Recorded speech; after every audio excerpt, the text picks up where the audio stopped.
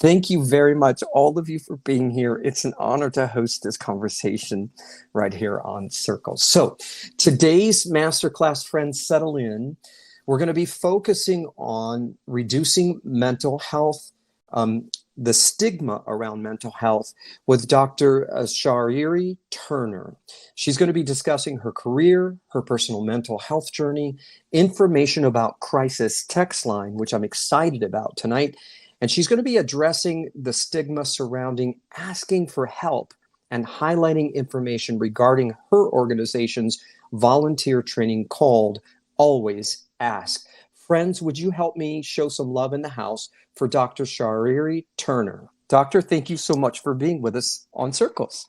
Hi, Jeff. Thank you so much for hosting me on Circles, this masterclass. Such an important topic during this Suicide Prevention Month. So I am happy to be here. Thank you, everyone, for joining us. I see people still coming in, and I'm really excited to talk a little bit about myself, Crisis Text Line, our volunteers, and really just take any of your questions at the end. So I am Dr. Shairi Turner, she, her pronouns, and I'm the Chief Health Officer at Crisis Text Line. I am an internist and pediatrician with expertise in trauma and public health. And I currently lead the public policy and advocacy team here at Crisis Text Line. And more importantly, I am a wife, a sister, a daughter, the mother of 2 amazing college students, and a survivor of suicide loss. And before I tell my story, I always like to give a trigger warning, because the topics we discuss tonight may make some folks uncomfortable or bring up feelings from the past. So I just want to encourage everyone to take care of yourself in whatever way you need during the course of our hour together. So with that being said, a little bit about me. I grew up in the Bronx in New York City. My parents are artists. My dad is an actor and director, and my mother a writer and producer. My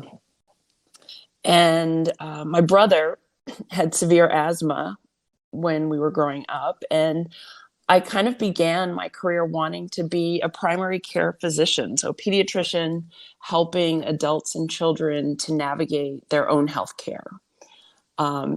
Went to Stanford for undergrad, majored in biology, sort of did the very kind of straight trajectory of being a biology major pre-med, and then went to Case Western in Cleveland for medical school.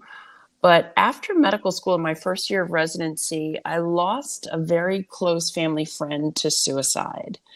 And he was incarcerated at the time, and I had visited him in prison numerous times.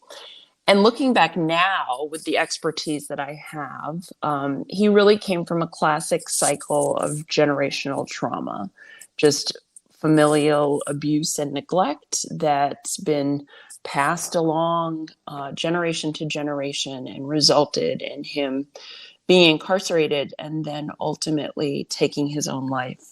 And it was just a devastating experience to me. And I know for those who've experienced, who are suicide loss survivors, it always leaves you wondering, what you could do better, what you could do differently.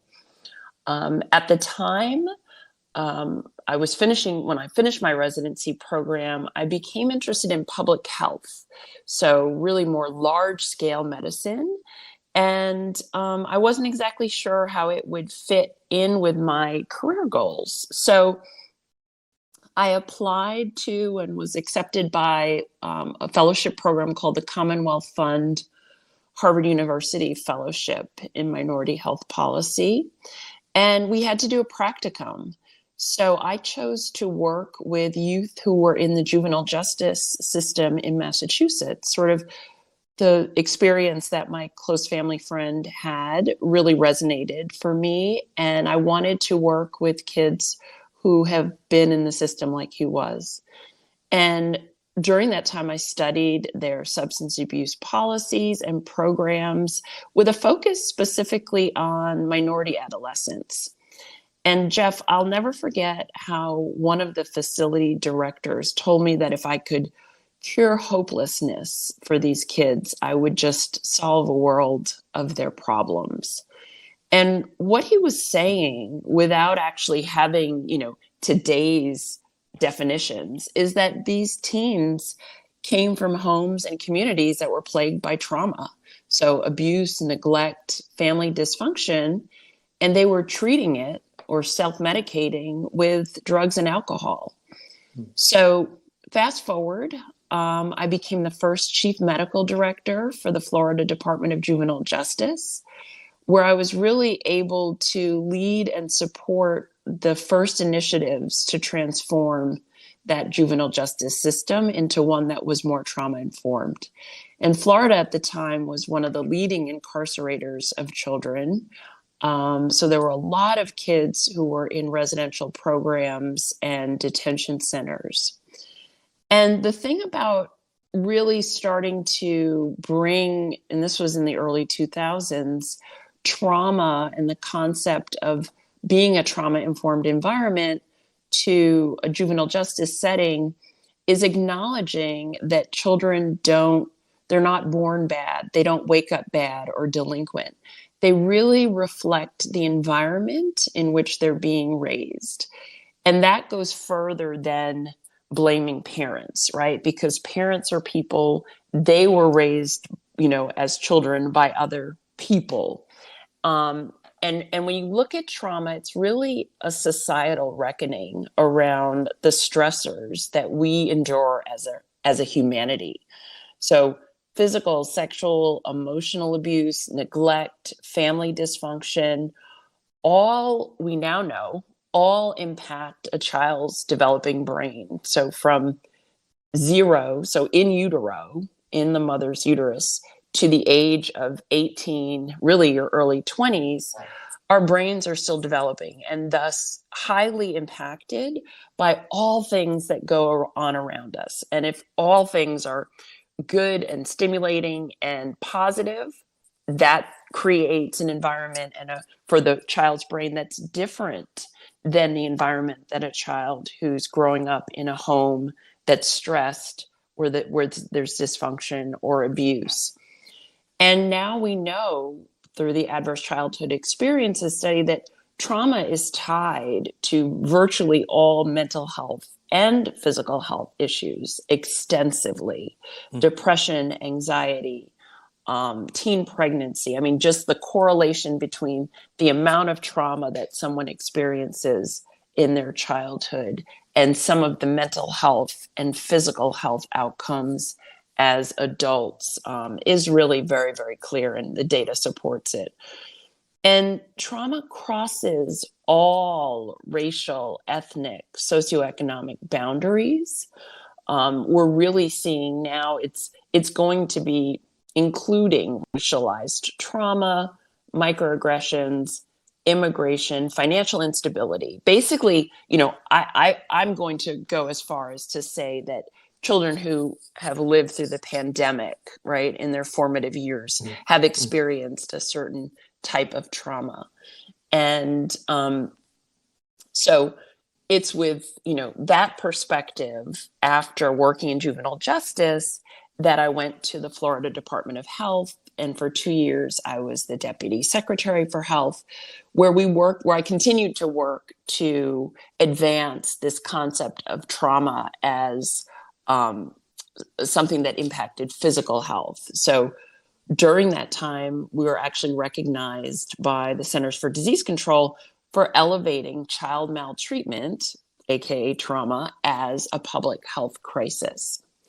So ultimately, when I joined Crisis years later, when I joined Crisis Text Line in 2017, it really brought all of my passions together. So it was the combination of trauma, public health, and really being able to help people in crisis at a massive scale, but with a really human touch.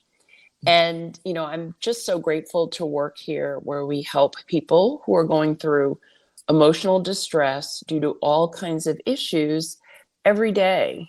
And what we say is a crisis to you is a crisis to us. And what that means is whatever people are experiencing that they define as a crisis, we are here to support them. So beautiful. My paper is full of notes, Doctor. Already, I am deep.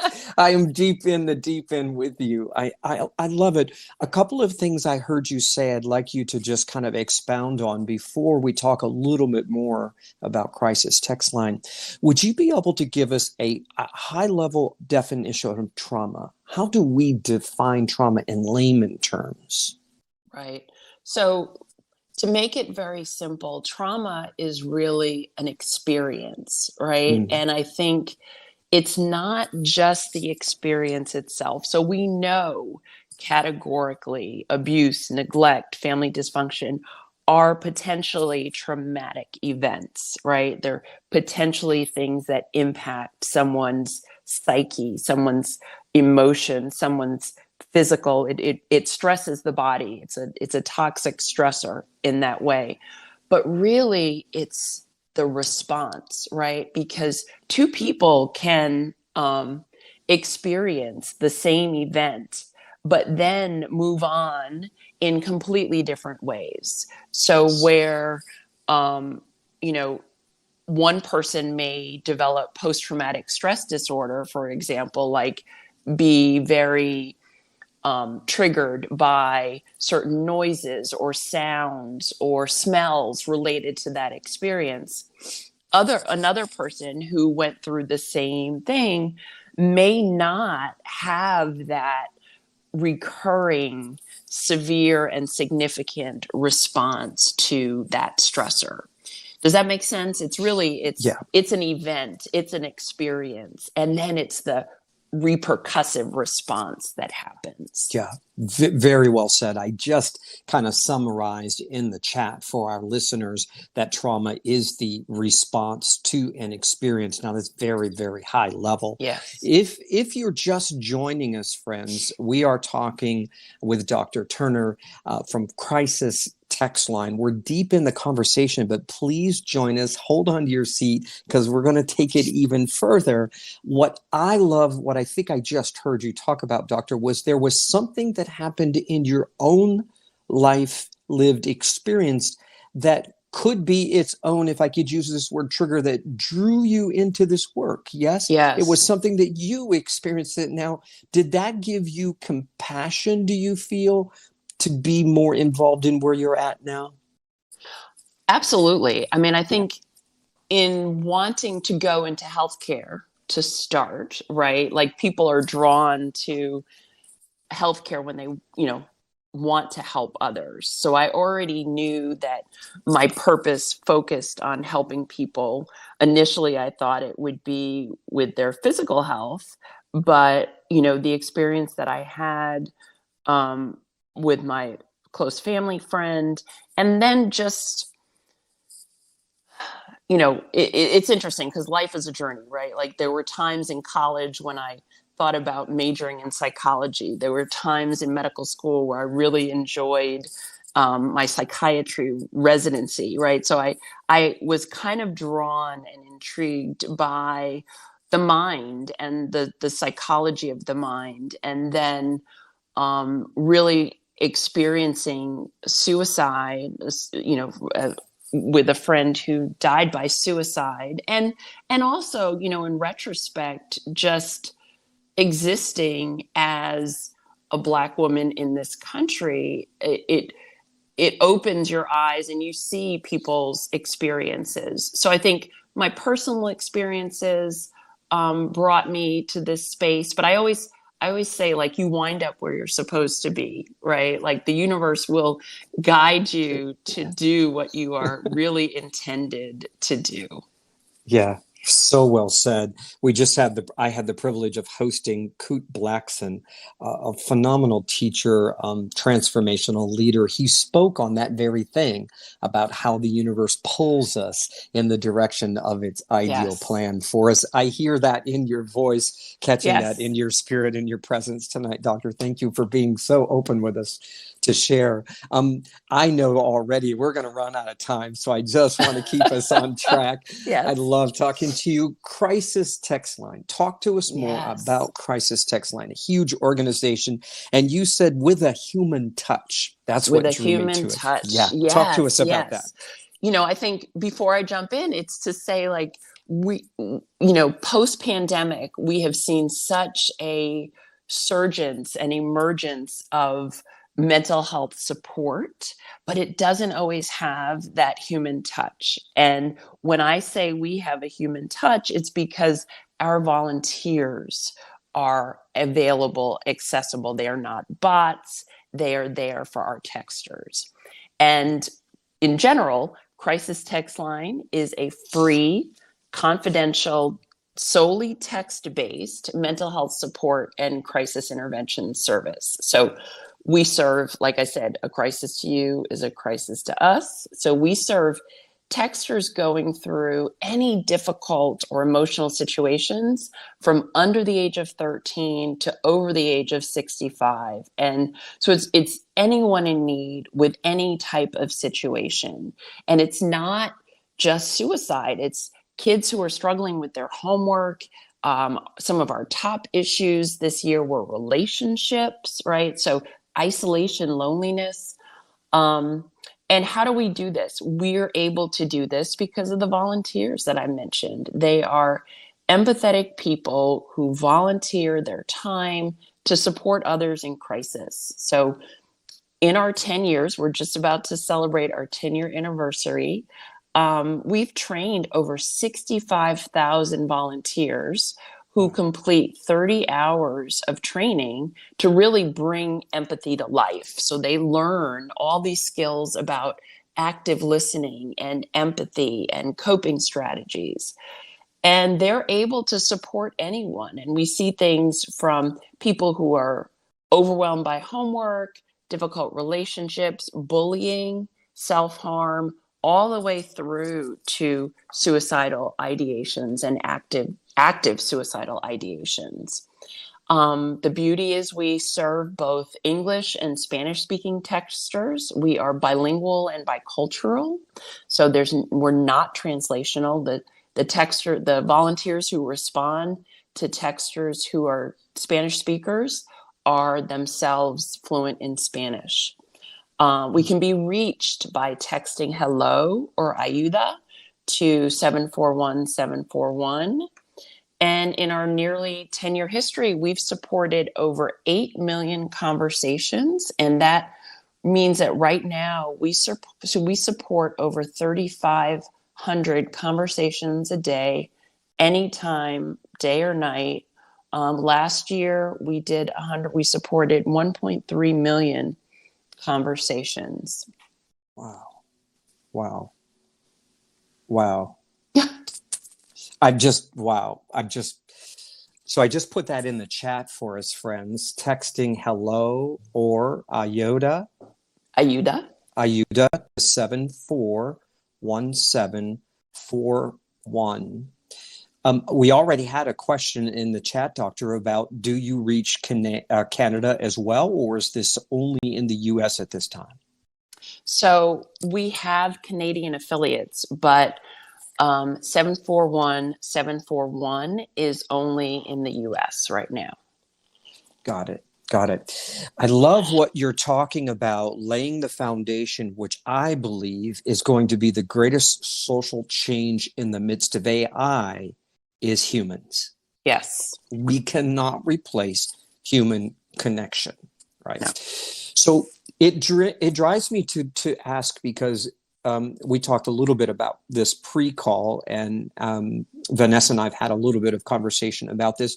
Why do you feel, Doctor, there's so much stigma in regards to seeking mental health help or support? What is so hard about asking for help? Yes. So many reasons, right? Yeah. There's the public, there's the perceived, there's the internal reasons.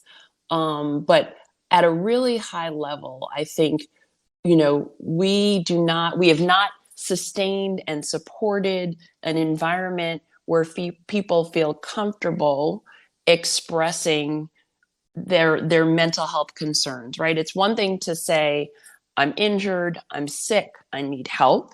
Somehow we feel like people understand that better because they can see it.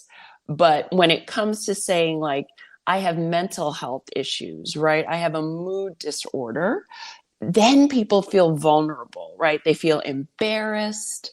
It's like there's a fear of identifying with a mental illness and then a fear of seeking support.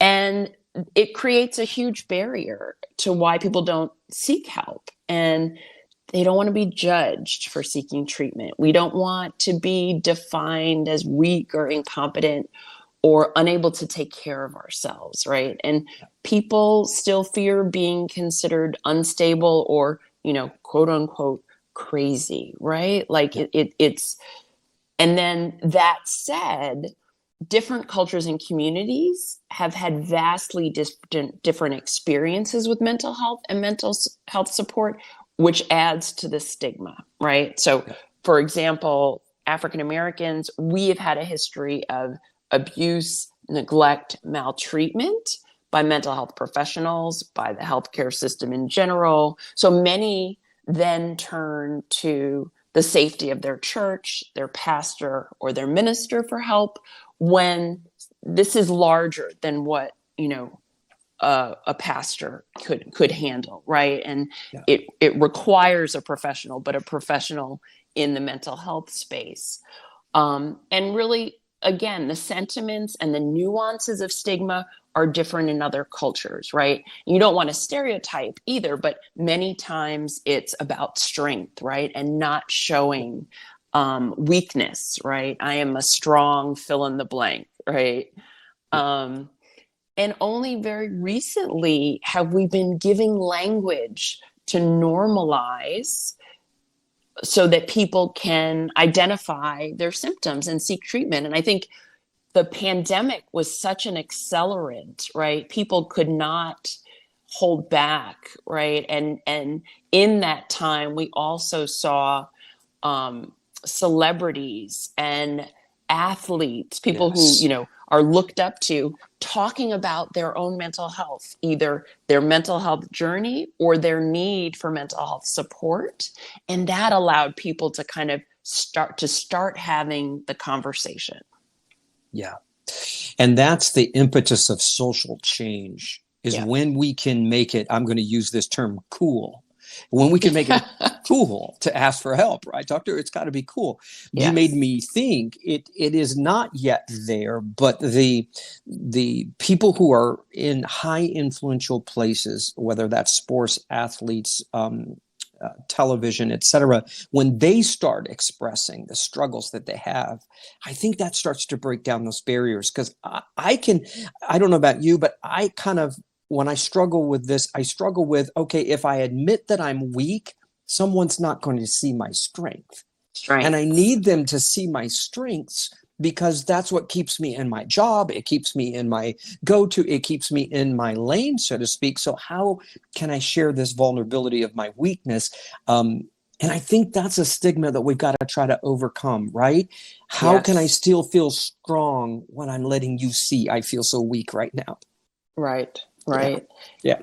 It's showing that seeking mental health support is actually strong, right? Like it takes courage, it takes strength to seek the support and the help that you need. Because I mean, if you equate it to physical health conditions, right? People would never expect you to just sort of stay home and be sick if you were really sick, right? The expectation is you go, you find a doctor so you get better.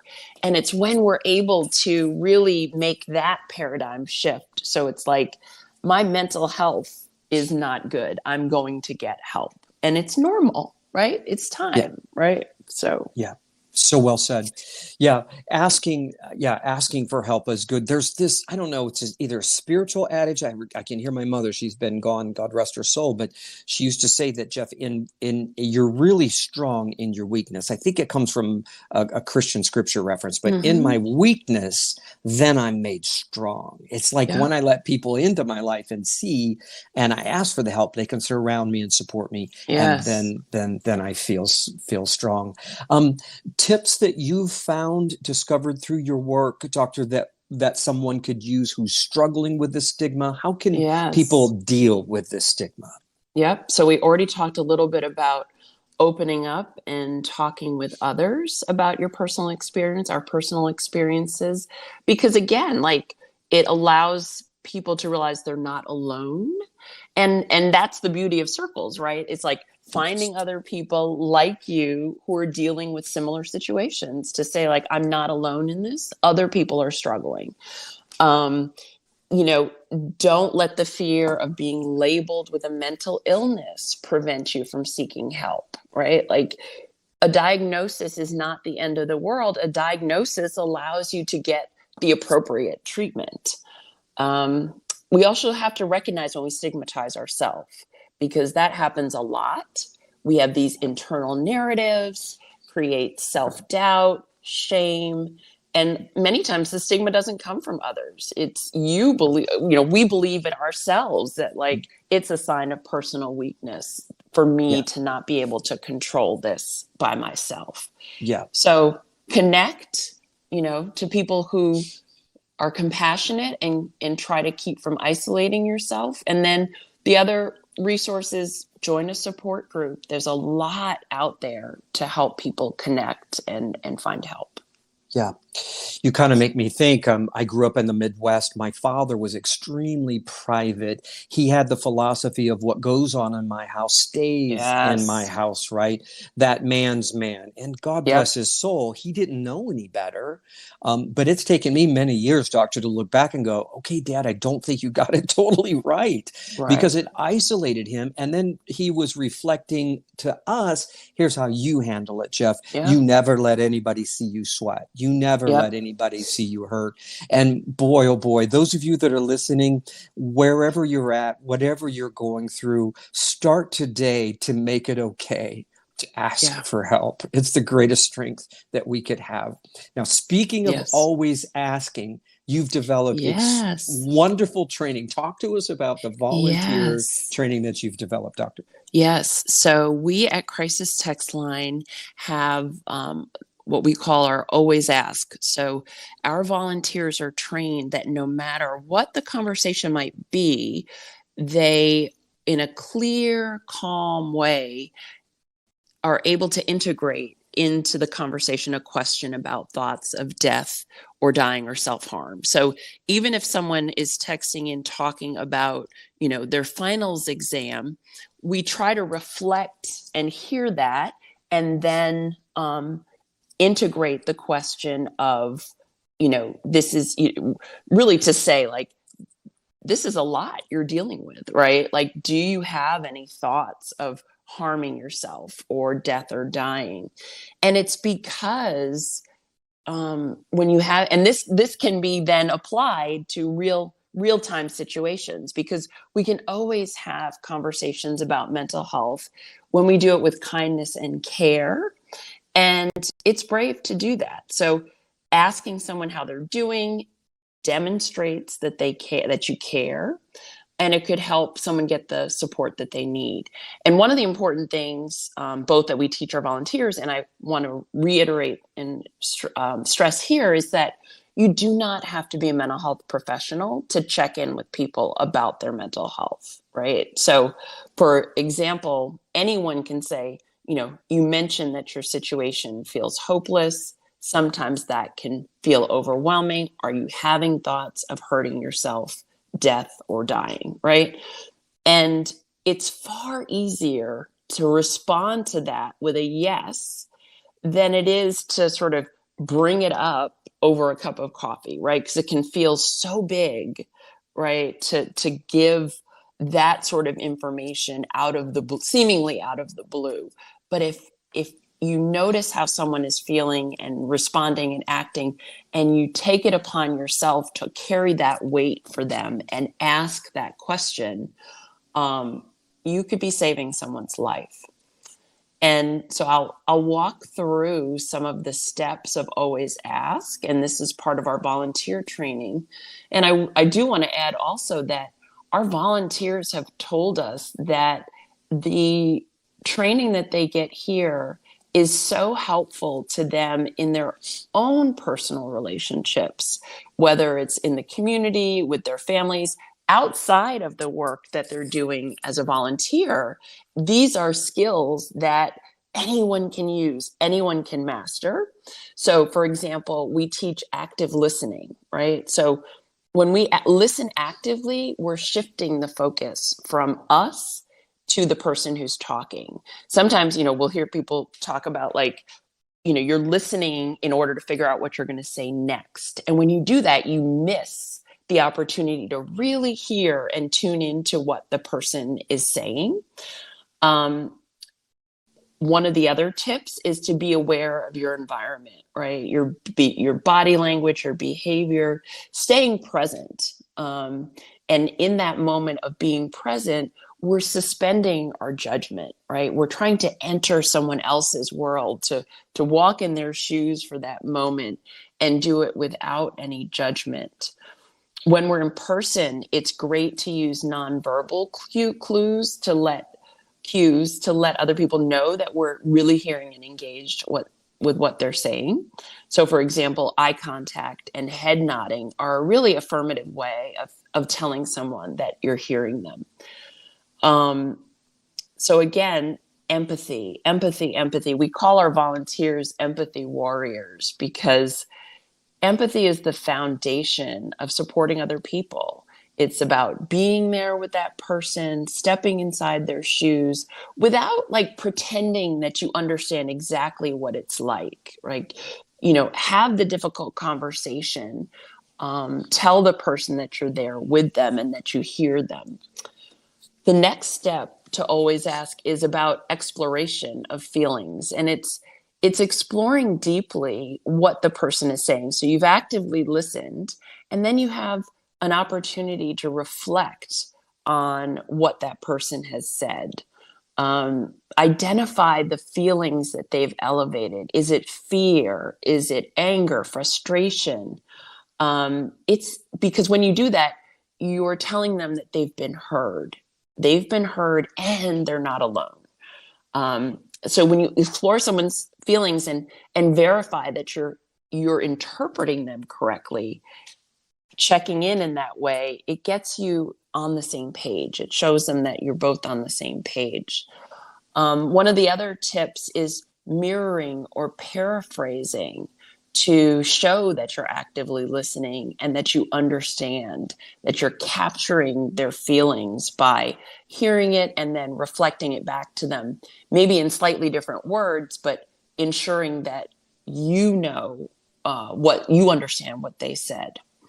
And for example, you could say something like, it takes real courage to deal with this situation, or it takes real strength to make your well-being a priority, right? So you're emphasizing, you're encapsulating what you've heard, and then you're showing them the strength that they have when you reflect it back to them. Other tips are really focusing on open-ended questions, because along with the active listening, we can use open-ended questions as an invitation to help the person elaborate. And when I say open-ended questions, those are questions that cannot be answered with a yes or no, right? Mm-hmm. Like, do you, or why did you, or questions that don't allow further reflections are harder to answer, right? It doesn't stimulate a conversation. Mm. So open-ended questions allow us to understand better. It gives the person who's speaking a chance to expand on their thoughts or their feelings. And it really makes it a dialogue as opposed to an interview or an interrogation, right? So you want to, when you ask open-ended questions. You want to avoid like starting with why, right? Because sometimes why feels like it's a little accusatory, or it's very direct, and it kind of makes the person feel like you might be putting them on the spot or judging them. The other tip around these questions is not asking too many, right? Give the person the opportunity to answer, right? Because if you string together 4 or 5 questions, it's overwhelming, right? So validate what they're saying, pause, and let them lead, right? Let them share. It's really about, we teach our volunteers about collaboration, and collaboration in a conversation means that there's a give and take. So I'll give, one more example, sort of in this in a open-ended question example. You could say something like, if the person is talking about a situation with their sister or brother, you could say, it sounds like your sister is really upsetting you, right? So you're telling them that you heard them, you understand the situation. What has she done to make you feel that frustrated, right? And then they can talk more about what they're feeling or about the situation, as opposed to, why is she frustrating you, right? That can make someone feel like they're put on the spot. Or, is there anything else, she does, right? Yes or no. So again, our always ask is really developed around the foundation of good listening skills, good communication skills, reflection, support, collaboration.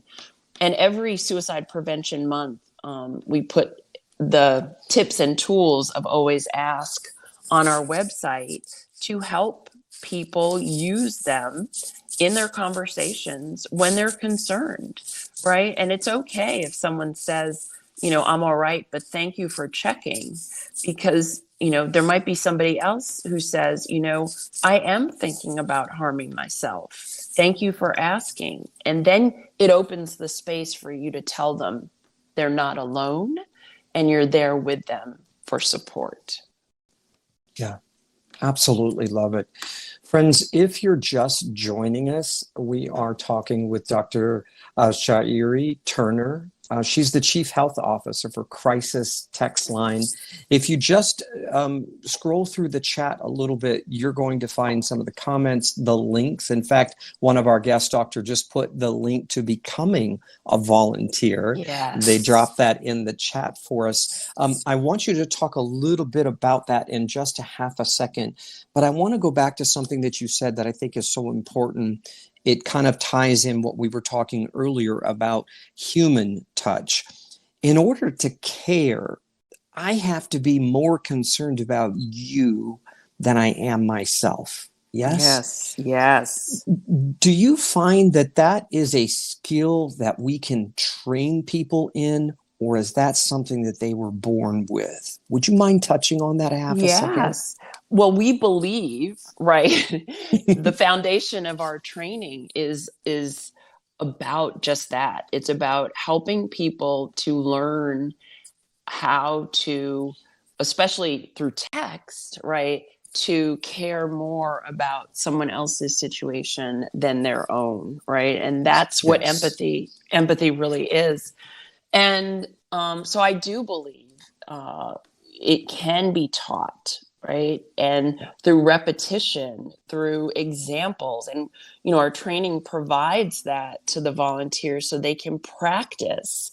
We actually have a shift simulator that allows our volunteers to practice before they're actually working with a live texter. But fundamentally, I think when times get hard, we all kind of hunker down sometimes into our own shell and really, go into moments of self-preservation, which is normal, right? Like when times get tough, you think about like, how do I protect myself, my family, right?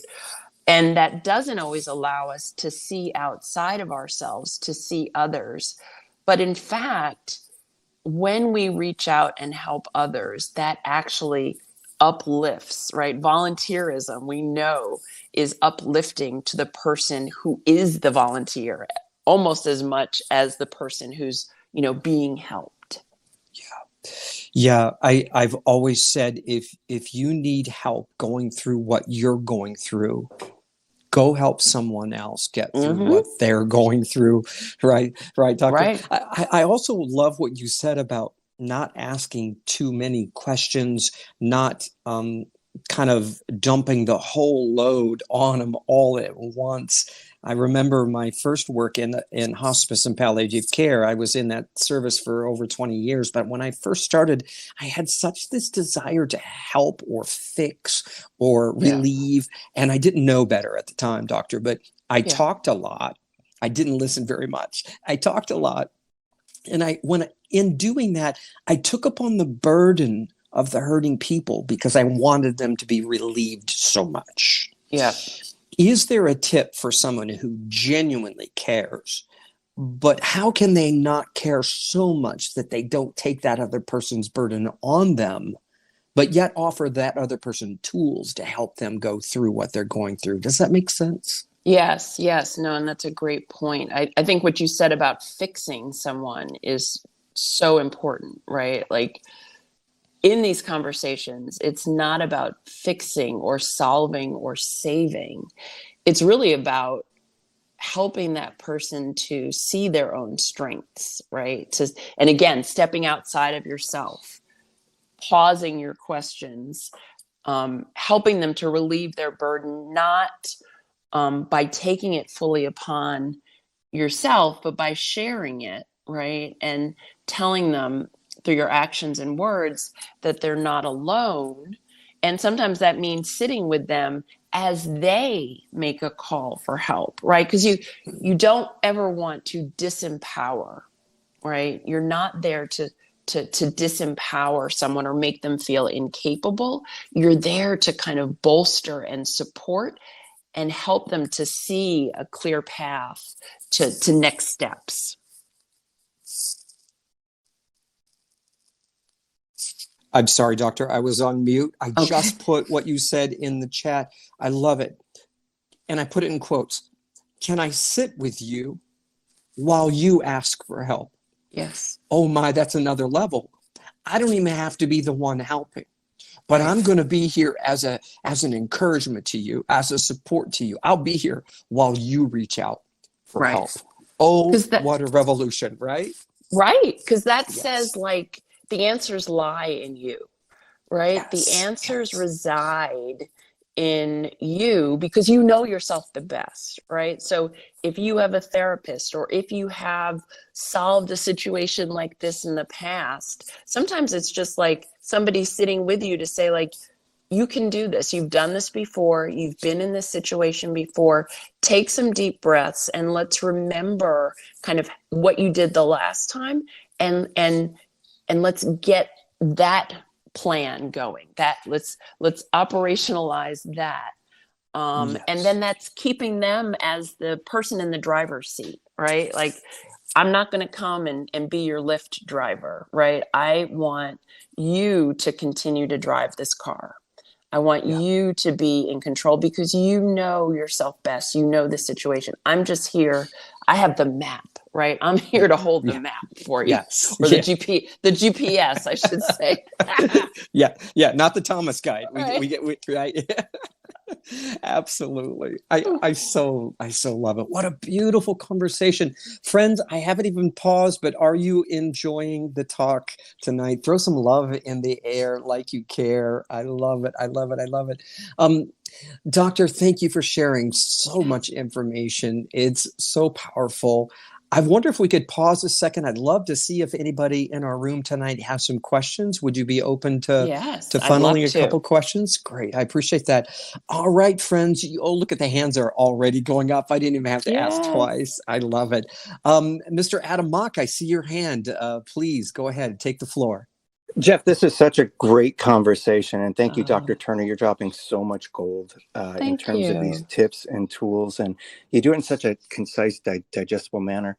One of the things you just said towards the end that I love, that is so helpful for everyone, is this idea of we don't have to fix the other person. Yeah. And I just want to add, I think one of the things that goes with that, with well meaning, well intentioned people, is we feel this knee-jerk reaction to correct somebody's emotional perspective. So they say Yeah. something like, I'm hopeless, I'm scared, I'm angry, and we want to alleviate it. Maybe we're uncomfortable with the emotion, so we say, oh, don't be scared, don't be Yeah. hopeless, don't be angry. And I think the beauty of you bringing up empathy is it relinquishes this need to emotionally correct someone, and instead, when we paraphrase their position back, we get to say, I can see why you would be scared. Yes. And I think that's so much more validating, because when we correct the emotional perspective, it can lead to someone feeling foolish. Not only Yeah. do they feel the emotion, but now they might feel dumb for feeling the emotion. Yes. So thank you for dropping such gold here today Oh, for all of us. Really appreciate it. thank you. I Thank love it. you. I love it, Adam. Thank you. Doctor, comments or thoughts that Yeah, Adam's no, comment might have spurred? Go ahead. that was right on target. I mean, I think it's just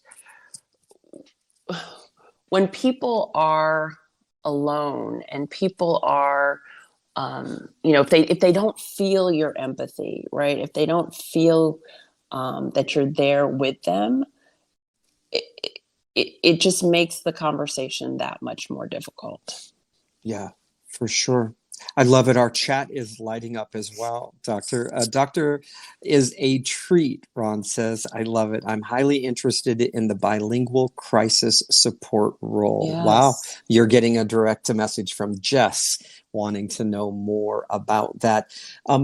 Doctor, what's the best way for people to be able to reach out to you to find more information? Do we direct them to the website? What are your thoughts? Yes. So you can visit us at crisistextline.org, and we have become a volunteer, crisistextline.org/become a volunteer. But if you just come to the website, it'll be pretty clear about how to become a volunteer. Anyone over the age of 18 is eligible. It's a 30-hour online self-paced training, and you can help people from your living room, right? Like, this is fully remote. And once you become a volunteer, it's in your own time that you feel able and capable and ready to support someone else. And all the better, the need is there for our Spanish service as well. So if you're bilingual, please come to the website and take a look. And then I just want to reiterate again that if people are in need of support themselves, they text hello or ayuda to 741-741. Yeah, beautiful. Friends, I've dropped that information in the chat. Be sure you check it out. Also, I've dropped a Crisis Text Line Instagram page there in the Yes. chat. Make sure you follow them. They have a beautiful post today about a poster that schools are putting up. I thought that was brilliant, and it's a way to help kids on campus. Beautiful work that you're doing. We have another question, Doctor. You okay? Yes, please. All right, let's do it. Kimmy, I see your hand. I've seen your hand, and I appreciate your patience. Go ahead, unmute yourself, and you have the floor. Thank you. Do you have any advice for talking to someone who's been having thoughts about suicide, but says that they are not thinking of harming themselves? And, I want to find an empathetic way to stress to them that suicidal ideations are very dangerous and nothing to really ignore, thinking that, it'll just go away. And I know there's statistics that support that. Can you speak to that for us? Right. So Beautiful again, question. yes, thank you, Kimmy. Again, it's the act of listening, right? And it's sitting with the person and trying to explore some of the triggers to the feelings around the ideation. We can't force, right? And I think that's where the fixing and the forcing, where it's like, I see what's best for you, or I see the risk for you. Instead, kind of continue to hear, continue to listen, continue to problem solve, right? So if you can't necessarily and don't necessarily lead them to the solution, but in fact you're sitting with them and working on problem solving. Because oftentimes, when we feel like we are at the end of our rope, it's because we've run out of problems. We've run out of solutions to the problems. So I think exploring with someone their ideations and the triggers for their ideations can help. And then also finding those resources, right? So if they don't have resources or know where to find resources, sometimes providing them with those resources like crisis text line that they can have in the moment if they decide, that they're going to take action on the ideation. Yeah. Great question, Kimmy. Thank you so much. I love the chat, Doctor. Our friend Jess tonight said, I submitted my application on the career section, bilingual crisis support, Oh, thank Spanish, you. English for part-time. What a wonderful. Thank you. Thank you, Jess, very much. We appreciate you. Friends, we only have just a few minutes left. I want to prompt for some questions. If you still have something burning on your heart, now is the time to answer it while we have Doctor here. Dr. Turner, I wonder if you could speak to something that just leapt in my heart when Kimmy was asking a question. Now, my wife is an educator. She's been teaching middle school for probably 15 years. One of the things that she continues to observe is almost a negative popularity around saying that I'm suicidal, saying that I have mental health conditions, we've talked tonight about the serious side of this, but do you see communities or society almost a mockery of it's like throwing out, it's like the old story of I'm crying wolf and somebody comes, I cried wolf, somebody comes, there's no wolf, there's no wolf. But then when there is a wolf, you kind of hear my heart. I wonder if you could just speak to that a little bit for us while we got you. Yes, it's a great question because it's such a tough situation, right? Because you never want to, the thing that always weighs on me is if I hear parents say like, their child has made some suicidal ideations or made mention of wanting to die, and they're like, you're just joking, I don't believe you, right? And that could be the one window of opportunity that you might have to help them. So the whole thought of crying wolf, to me, if someone is not struggling at all, it's not likely, right? Like if someone feels solid and okay, there's no benefit, right, in making, in drawing the attention and saying that you want to die by suicide or to kill yourself. So I think there's always, when someone says that, you have to believe there's some grain of truth or some grain of something, right? There's some pain in there that would make someone even say that, right? So I'm always of the mindset that explore that statement, right? And even explore it and say, like, if you didn't mean it, what makes you want to talk about suicide, right? Is there something that might be brewing for you that makes you want to talk about suicide?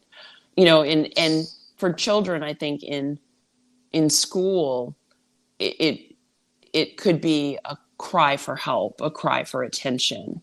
And that still is a cry for help and a cry for attention that should be acted upon and paid attention to.